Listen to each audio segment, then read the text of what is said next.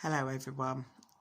Right, I'm just here gonna be doing a video.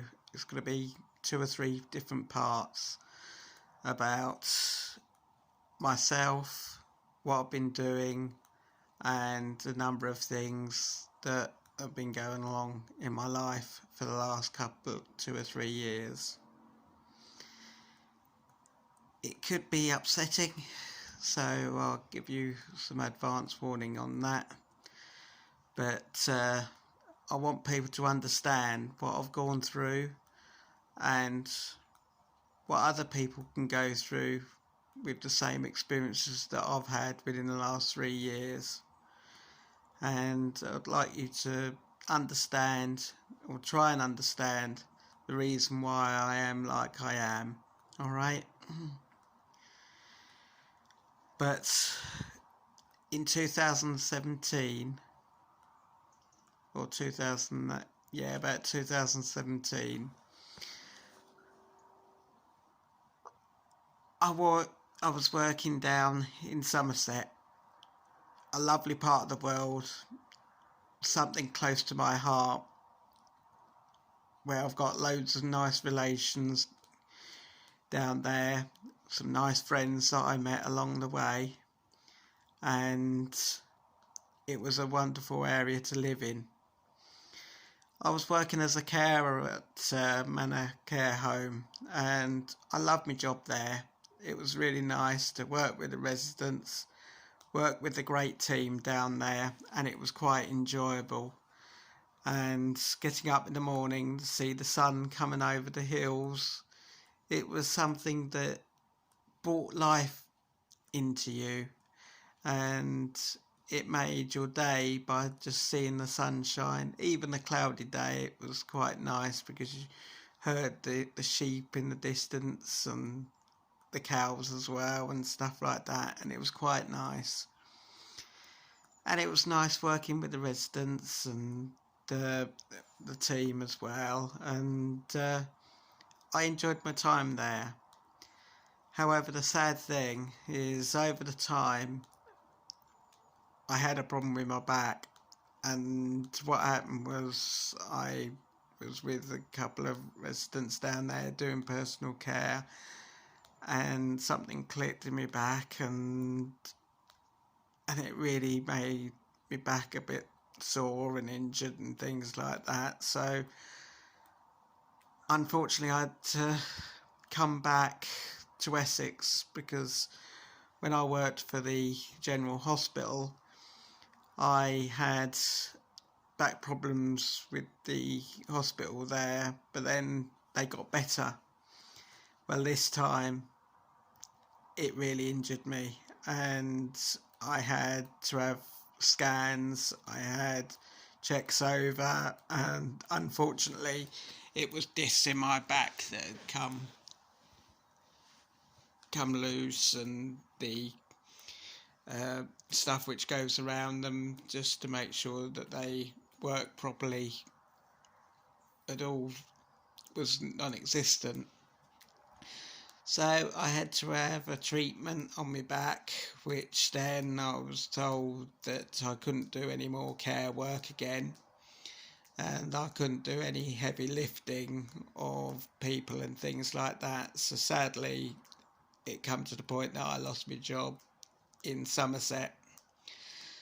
Well, I then come back to Essex. I then stayed with Nan, and it was quite nice that I could keep her company, go out and get a few little bits and loose ends for shopping for her on a Thursday, and just be there for her. And it was quite nice because we could have in times talking about old stories and things, and really having a nice time of it. And she liked her scampi and chips on a Friday. It was quite nice. And I used to go down to Toby Tucker's, and she goes, "Only a few chips, please." But because I was a regular customer down there, and they were great, and they give me a few extra bits. so sorry, Nan, you didn't get just those few chips and that. And it was nice to be with Nan and back in my hometown of Witham, spending time with friends and other family members as well. Well, it was nice until May, when Nan was having some difficulties. She was having difficulty swallowing and it was losing her appetite and things like that.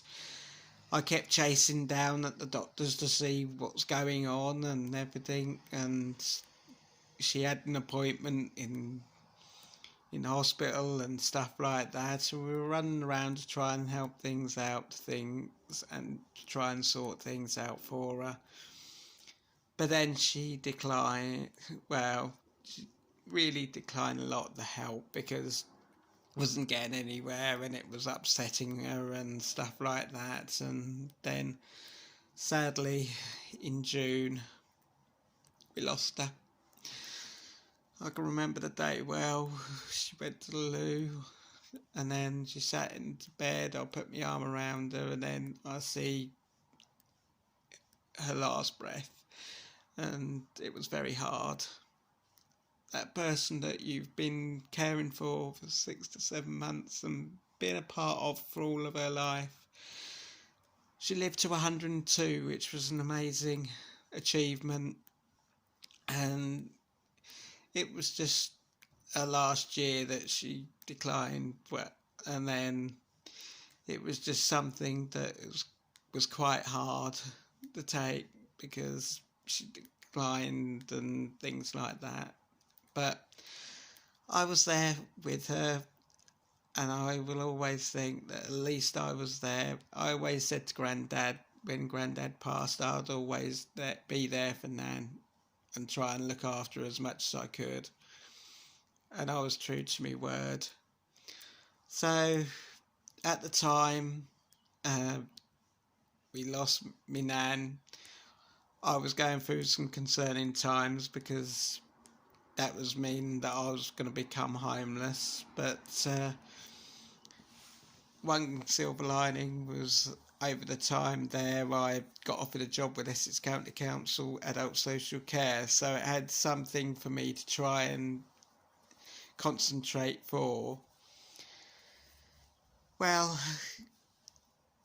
Colchester Homes helped me, and some great guys, councillors and stuff like that, and officers within the council helped me to get my own flat, which I'm living in now, and I was very much appreciated of that. And I then become to live into Colchester. I then started my job, right, and then I think it was a lesson from my Nan to try and make sure that I had a home and a job and things like that. So I moved into the next stage of my life, and I was starting to work with Essex County Council. I was getting involved with different things around Colchester, very much a lot of things with me Labour Party and things like that, which kept me going and stuff like that.